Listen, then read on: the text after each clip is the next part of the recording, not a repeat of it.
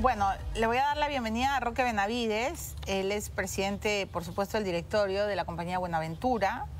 Es también el decano del Colegio de Ingenieros, ¿no es cierto? Y es un hombre que en la pandemia, yo lo recordaba hace un rato mientras escuchaba al ex gobernante, que con tanto cinismo hoy día tiene un atril de supuesta moralidad, es responsable de haber también ofrecido mucho oxígeno en el tiempo de la pandemia, ¿no? Y eso creo que los peruanos tenemos que agradecerle siempre a Roque Benavides. ¿Cómo está, señor? Bienvenido. Muchas gracias, Milagros. Muchas gracias por los comentarios. Compañía de Minas Buenaventura fue la que donó oxígeno, no fue Roque Benavides. En Compañía de Minas Buenaventura trabajan 12.000 peruanos en 8 regiones del Perú, fundada hace 70 años y, por supuesto, los fundadores tuvieron muchísimo de valor en lo que se ha generado para poder donar inclusive oxígeno, ¿no? Sí, claro. Pero, y como presidente del directorio, ¿está preocupado por lo que está pasando en el Perú? Es Puno, o sea, por Dios, la propia presidenta ha dicho que se tiene que arreglar la situación, que es una calamidad, está aislada, destrozada. Hoy día se hablaba incluso de que se ponía sobre la mesa, ¿no? Incluso la fiesta de la Virgen Candelaria, que no se pudo realizar, y los millones que se han perdido en turismo, etcétera. Pero lo cierto es que es un punto de nuestro país que está en rojo, y en rojo verdadero. ¿Qué le preocupa? Quiero saber cuál es su opinión de todo lo que está ocurriendo hoy. Como peruano estoy pues muy preocupado. Cuando uno analiza esta situación, pareciera que el Perú son 2 estados en uno. La costa, la parte, quién sabe, más hacia el mar, y la sierra, especialmente lo que se llamaba el trapecio andino. Pareciera que en el norte las cosas han sido bastante más tranquilas. Por supuesto que nos preocupan las muertes, nos preocupan los policías, por supuesto los militares y la institucionalidad en general. Yo creo que acá tendremos que hacer un esfuerzo muy grande por dialogar entre peruanos. Lo que hemos visto y estos enfrentamientos, esta violencia que hemos visto, realmente es lamentable. Hay algo que tenemos que hacer distinto para que esos compatriotas sientan que los beneficios de un país que estaba progresando le lleguen. Y creo que en ese sentido hay que repensar pues la descentralización, por ejemplo. Yo creo que lo he dicho muchas veces, yo estudié en el colegio que habían 24 departamentos, al día siguiente aparecieron 24 regiones. ¿Qué regionalización es esa? Tenemos que pensar como pensaba don Javier Pulgar Vidal, en las 6 regiones transversales que sean unidas por el Mar de Grau, costa, sierra y selva en cada región, que le den oportunidades a más gente. ¿Y por dónde cree usted que está por dónde está la luz? O sea, en un shock de inversiones en Puno. Yo recuerdo cuando López Aliaga hablaba de una especie de plan Marshall para esta región, para que se sienta presencia del Estado. Estamos en un momento absolutamente polarizado. Si uno da una opinión, inmediatamente es calificado. Y los extremos, que siempre se agreden, ¿no? Por algo están en los extremos, encubren e invisibilizan el gran drama del centro, porque somos como un sándwich, ¿no? En el medio estamos todos los peruanos escuchando cómo los comunistas y los de la extrema derecha, de la izquierda, bruta y achorada, están disparándose todo el día y la llaman ilegítima a Boluarte. López Obrador hoy día la ha llamado espuria a la presidenta del Perú. Y mientras tanto en Puno pues no la reconocen, y en Ayacucho le cantan en los carnavales bastantes groserías que no puedo ni repetir, ¿no? Entonces, ¿dónde está la luz? Realmente pareciera que la comprensión de la situación es distinta para algunos peruanos que para otros. Nosotros hemos visto al presidente Castillo temblando, diciendo: voy a dar un golpe de Estado, voy a cerrar el Congreso, voy a cerrar el Poder Judicial, el Tribunal Constitucional, la Fiscalía. Eso es un golpe de Estado.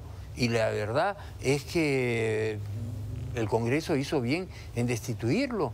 Ahora, pareciera que otra gente ha entendido como que el pobre Castillo y que el Congreso tiene toda la culpa. Sinceramente, yo no logro entender esta situación.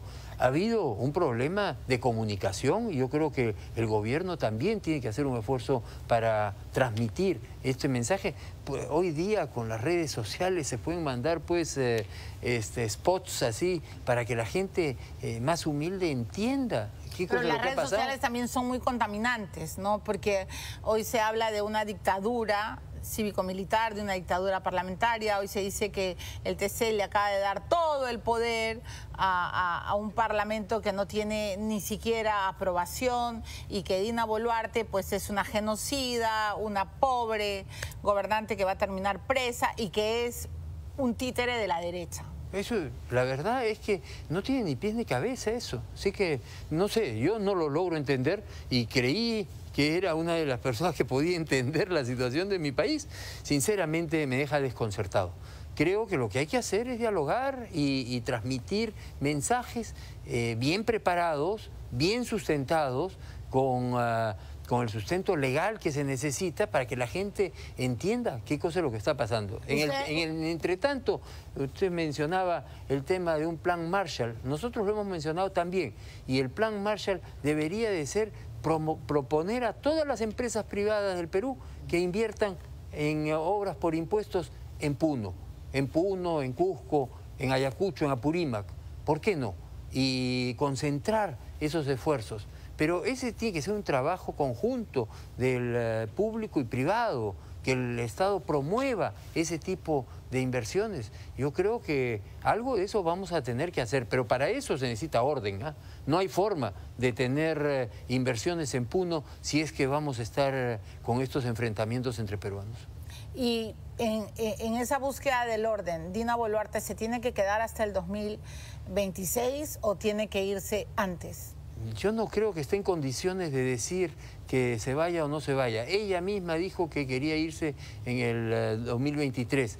No se llegó a un acuerdo con el Congreso torpedió esa propuesta, se dijo 2024, pareciera que no hay una decisión tomada. Pero hoy día ha dicho por enésima vez que no va a renunciar, que esa no es la salida ni es el camino, que nadie va a ganar con su renuncio. Pero es que entendamos cómo comenzó toda esta discusión, que el Congreso tenía que aprobar una ley para modificar y llamar a elecciones anticipadas. Nunca se le ha pedido a ella la renuncia. Y sinceramente, constitucionalmente le toca a ella. ¿Nos conviene una elección anticipada? Yo la verdad es que en esta situación de confrontación que existe, no sé si es que sea lo más conveniente, pero no tengo una opinión formada. Lo que sí hay que hacer es cambiar las reglas para que pueda haber mucho más estabilidad.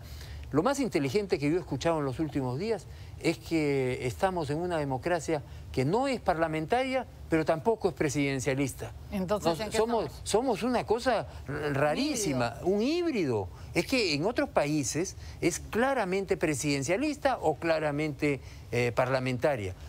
Analicemos ese concepto. A mí me parece que tenemos que hacer cambios políticos. Por ejemplo, ¿por qué tiene que ir el gabinete de ministros a ser ratificado por el Congreso de la República?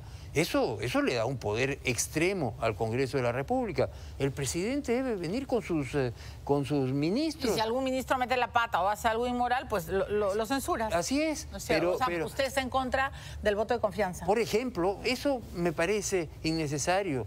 Yo creo que hay que regresar a que haya reelección congresal.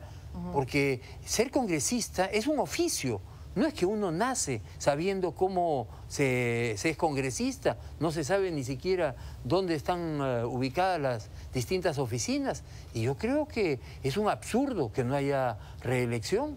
Yo creo que el presidente de la República debe ser más empoderado, pero por supuesto eso implica que elijamos bien y que hayan partidos políticos sólidos. El alcalde López Aliaga decía el otro día que este gabinete le parece de lejos, ¿no? De lejos, muy superior, que es algo que no había visto en décadas, ¿no? Yo le pregunté si no estaba exagerando y me dijo no, que él cree que hoy Boluarte ha logrado reunir a funcionarios, ¿no? Que saben y que quieren tratar de revertir la situación. ¿Qué piensa usted del gabinete de Otárola? Comparativamente, el gabinete de Otárola con cualquiera de los gabinetes del señor Castillo es el día y la noche. No cabe la menor duda. De ahí a que sea el mejor gabinete de los últimos 30 o 40 años, eso sí lo dudo. Yo creo que hemos tenido muchos mejores ministros en otros gobiernos, pero la verdad es que mis respetos al ministro de Economía, mis respetos al ministro de Educación, mis respetos a los ministros en general, pero yo creo que lo que hay que hacer es reestructurar el Estado. Hablábamos, por ejemplo, ¿por qué el Ministerio de Educación, el Ministerio de Salud, el Ministerio de Vivienda, el Ministerio de Transporte y Comunicaciones tienen que hacer obras? En el pasado existía lo que se llamaba el Ministerio de Fomento y Obras Públicas. ¿Por qué no hay una entidad del Estado que haga las construcciones? Para que no se paralicen los proyectos. Esta es una idea que ha soltado Carlos Neuhaus, que a mí me ha parecido brillante. Y yo creo que hay que pensar en reestructurar el Estado. O sea, descentralizar el rubro de la construcción, de la infraestructura, para que en cada sector no esté paralizado. Pero sí, no, centralizarlo, no descentralizar, centralizar el fomento y obras públicas, y para que el ministro de Educación se dedique a la calidad de la educación, y no estar pensando en cuánto colegio construye. A la calidad de la salud. ¿Qué sentido tiene que haya Ministerio de Vivienda y haya Ministerio de Transportes y Comunicaciones? Yo creo que el Estado... No, el sentido es que se roba mejor. El Estado ha fallado, y el Estado, que es la empresa de todos los peruanos, porque todos somos responsables de que nuestro Estado no funcione, y que tenemos que ver los mecanismos para que realmente ese Estado funcione, traiga beneficios y la gente sienta que se está mejorando la situación. El problema de muchos de nuestros compatriotas es que no ven que la situación mejora. Y por eso también no quieren pagar impuestos, porque saben que su plata se la van a robar. Pero quiero llegar a eso. ¿El Estado ha fallado o, digamos, estaban dadas las bases para que todo funcionara mejor, pero la corrupción terminó malogrando todo? Estoy pensando en el Ministerio de Educación, donde hablan de las consultorías. La propia, en el Ministerio de Salud han dicho que van a destapar la olla. En todos los ministerios van a destapar las ollas de las consultorías, donde al parecer se han estado, han ocurrido festines millonarios. Pero no solo eso, están las aceitadas para que se aceleren los procesos en el Ministerio de Vivienda. Usted es ingeniero, usted es decano de los ingenieros. ¿Qué hacemos con los terrenos truchos, con los terrenos que han logrado, ¿no?, el gran imperio gracias a que se ha aceitado? Los grandes males en el Perú son primero la corrupción. Hay que combatirla con todos los recursos que tengamos. La informalidad, que además se mezcla con corrupción.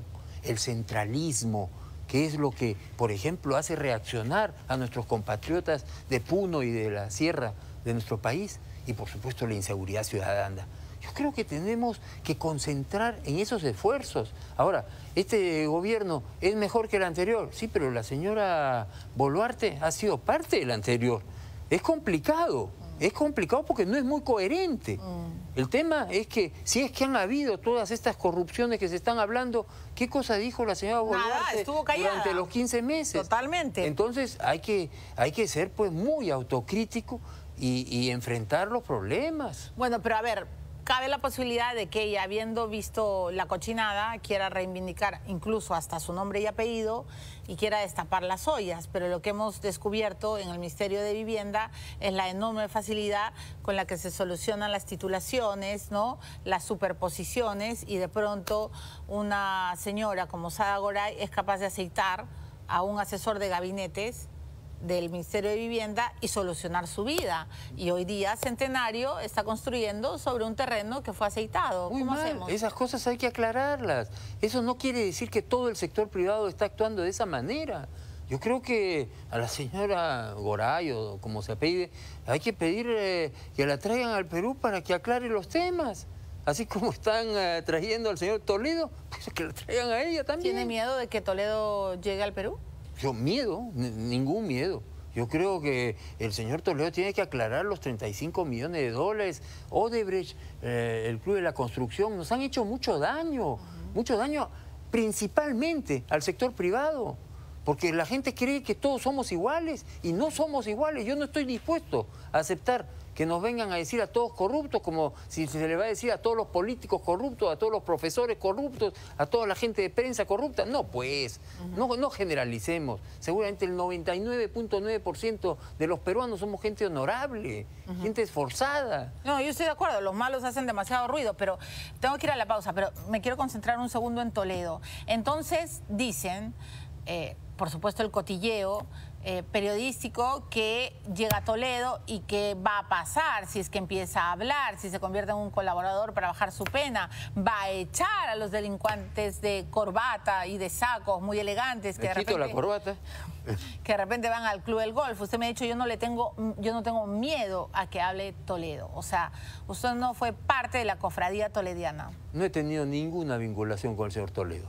Al revés, el señor Toledo tenía frases muy duras y la señora Nadine decía que se cuiden los roquecitos. No, señor Elian, eran iguales. Sí. Que se cuiden los roquecitos, que los vamos a destruir. Una frase célebre de Elian. ¿Cree que Toledo hable? No sé, ojalá. Lo que pasa es que hay que mantenerlo lejos del alcohol, ¿no? Para que hable. Pero si habla, deben varios estar hoy día temblando, ¿no? No sé, no lo sé. Yo supongo que si es que ha habido corrupción, millonarios con Toledo, muchos. Si ha habido corrupción, hay que atacarla. Hay que aclarar todos los temas. Mientras que no aclaremos los temas, la gente se va a quedar pensando, fíjense, están ocultando estos señores que estuvieron en el poder. Ok, voy a la pausa, pero cuando uno le dice, señor Benavides, imagine la escena, Fujimori, Castillo, Toledo en la Diroes, próximamente Vizcarra, si es que hay justicia. Humala está en proceso, no sabemos si llegará o no a prisión. ¿Qué piensa? Es lamentable, y la imagen como país es terrible. Yo creo que hay que transparentar el Estado. No puede ser, pues, las cosas que hemos vivido los últimos años y las repercusiones Pero ni por toda esa podredumbre que vemos, ni por todo ese amor a la patria que usted tiene, se va a lanzar a la presidencia. No hay candidatos, no hay elecciones. Yo no sé a qué viene eso de lanzarse o no lanzarse. No, pues porque estamos viendo que hay una enorme incertidumbre, que no sabemos al final qué va a pasar. Algunos hablan de una coalición. López Aliaga habla de coalición. Ayer estuvo Lourdes Flores Nano, también piensa en una coalición. Neuhaus también piensa en una coalición. ¿Usted en qué piensa?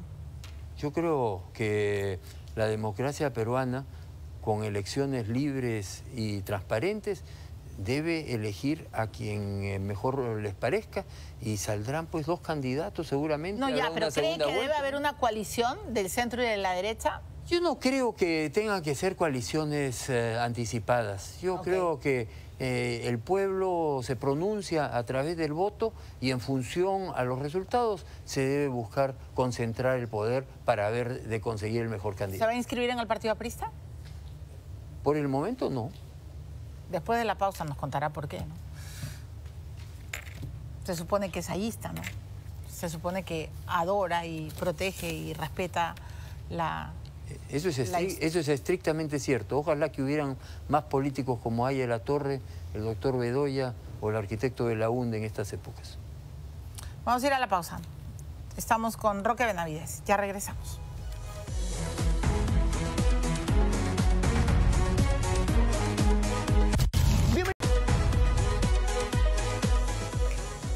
Bueno, estamos entrevistando a Roque Benavides, que, bueno, pues por supuesto cree en la minería. Yo no sé si Boluarte cree en la minería, me quedaba claro que Castillo no creía, pero Boluarte era parte de Castillo. ¿Y ahora cómo haríamos? ¿Cuál es el destino de la minería con este gobierno? Nuestro sector tiene un rol fundamental que cumplir en la economía peruana y creo que nadie puede negar eso. Lo que es concreto es que los proyectos mineros se han paralizado. Sí, claro. Después de que Yabeco ya no tenemos proyectos de magnitud. Y eso es lo que ocurrió con las Bambas. Eso es lo que ha mantenido el crecimiento económico. Y hay que entender que un recurso como la minería es una bendición para el país, que tenemos el derecho y la obligación de ponerlo en valor. Eso sí, minería responsable.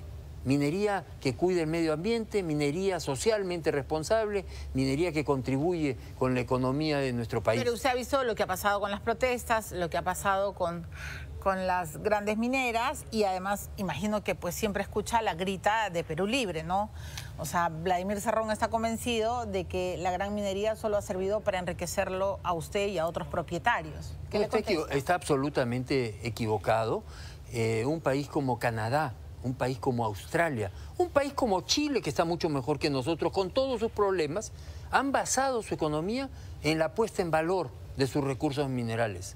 En Canadá se sienten orgullosos de su minería. En Australia han desarrollado una industria accesoria a la minería de equipamientos y cosas de ese tipo que han permitido industrializar el país. Sí, pero nosotros podríamos hacer exactamente lo mismo. Claro, pero le van a decir que en Canadá, en los lugares donde ha habido desarrollo de la minería, las ciudades también se han visto favorecidas, cosa que no ha ocurrido en el Perú.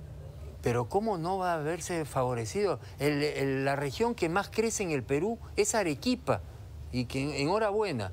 ¿Y por qué ha crecido Arequipa? Por la industria minera, por la ampliación de Cerro Verde, por la influencia positiva de Bambas y de Constancia, por las minas que hay en Cayoma y en Castilla. Claro que está demostrado que la industria minera ha contribuido. De ahí a que se diga que, por ejemplo, que en Cajamarca sigue siendo un departamento pobre, porque toda la minería ha estado concentrada en el sur del departamento. Claro, San Ignacio y Jaén no tienen minería. Y en Apurímac realmente la única mina que hay se llama Bambas y que está en una zona de Apurímac. Pero creo que hay que poner en valor todos los otros recursos. No se olvide, Apurímac significa cerro hablador, Apurímac. Ese cerro nos está hablando y nos está pidiendo que lo pongamos en valor. Yo creo que el exgobernador Lantarón lo decía constantemente. Quién sabe, no transmitió todo lo que pudo hacer, pero definitivamente Apurímac tiene un potencial muy importante que contribuiría a que los jóvenes y la gente más necesitada también pueda progresar. Pero eso no se hace de un día para otro, y menos cuando un proyecto minero está tomando entre 10 y 15 años para desarrollarlo. Sí, claro, y menos con inseguridad. ¿En qué espectro político se ubica? ¿Quién es hoy Roque Benavides? Porque claro, todo el mundo se etiqueta y se autodefine, ¿no? Eres caviar, eres de centro, eres rocotito, eres sandía, eres de la derecha, eres bruto, eres achorado. ¿Quién es? La verdad es que yo me quedo sorprendido de estos motes que se ponen, que no contribuyen al diálogo entre personas. Porque a la hora que le ponen el mote caviar o el mote comunista o el mote derechista, ya comenzó a haber un problema, un enfrentamiento. Yo soy de los que creo que ya los términos derecha-izquierda ya son obsoletos. Pero, pero usted no es comunista. Por supuesto que no soy comunista, porque el comunismo se derrumbó con el muro de Berlín. No nos olvidemos, por Dios, el año 89 no es que tumbaran el muro de Berlín, se derrumbó, se derritió. ¿Y por qué? Porque el comunismo, que duró 60 años, desde 1917, ya no resistía ningún análisis. Y quedó demostrado que lo único que podía darse es una economía de libre mercado, social de mercado, como quieran llamarla. Pero a la izquierda peruana no creen eso. Incluso ellos creen en la refundación de la patria y creen en la instalación del socialismo del siglo XXI. Bueno, pero se han quedado en el pasado. Quien pueda creer que Corea del Norte o Cuba o Venezuela son la alternativa, bueno, la verdad es que mejor se vaya a un bar a tomarse un trago, porque eso es un absurdo, eso no tiene ningún sentido. Nosotros tenemos que pensar en países como Corea del Sur, como Singapur, como Australia, como Canadá, países exitosos. Lo que nosotros queremos es darle oportunidades a nuestra gente, y eso no se va a lograr destruyendo la propiedad pública y privada ni con bloqueos de carreteras. Se va a lograr generando el ambiente para que haya mucho más inversión, que es lo que genera puestos de trabajo. Pero ¿cómo hacer con una gobernante que en el corazón es roja? Bueno, ideológicamente... Esa es la que nos ha tocado, con la que nos ha tocado vivir, y eso constitucionalmente es lo que corresponde. pues lo que tenemos que hacer es tratar de convencerla de que hay pues un mejor camino que el camino de la destrucción, y que el orden y por supuesto el desarrollo del país son lo que es fundamental. Pongámonos a trabajar el sector público y el sector privado en beneficio del país. Eso es lo que tenemos que hacer. Eso debería suceder en algún momento. Tengo que terminar el programa, va a llegar Beto Ortiz, pero tengo que hacerle esta última pregunta. Hoy día López Obrador ha hablado de que hay que convocar a la OEA, de que hay que pedir la ayuda internacional para liberar a este pobre hombre, ¿no? Campesino, rural, profesor, que está secuestrado, que es un preso político. Está hablando de Pedro Castillo. ¿Qué le responde usted a López Obrador, a Petro y a todos los gobernantes desinformados que están haciendo una verdadera campaña de desinformación? Ahí toca a la Cancillería plantarse firme y por supuesto llamar a quien tenga que llamar y a consultas, y por supuesto transmitirle a este señor senil que es López Obrador y ideologizado absurdo, que esa no es la situación del país. Yo creo que esa es una interferencia inaceptable. Así como se le ha declarado persona no grata al señor Petro, yo creo que hay que declarar persona no grata también a López Obrador. Eso es lo que hay que hacer. ¿Y qué hacemos con Aníbal Torres y con Duberly Rodríguez? ¿Cómo los declaramos? Bueno, ellos creo que también tienen pues un problema de senilidad, ¿no? Pero no, bueno, creo que se escudan en la vejez, pero tontos no son, astutos sí. Bueno, están equivocados. En lo que a mí respecta, están equivocados. Bueno, muy bien. Muchas gracias. Yo quisiera invitar al Congreso Nacional de Minería que estamos organizando como Colegio de Ingenieros en Trujillo del 17 al 21 de abril de este año, para ahí demostrar cómo la industria minera contribuye al crecimiento del Perú.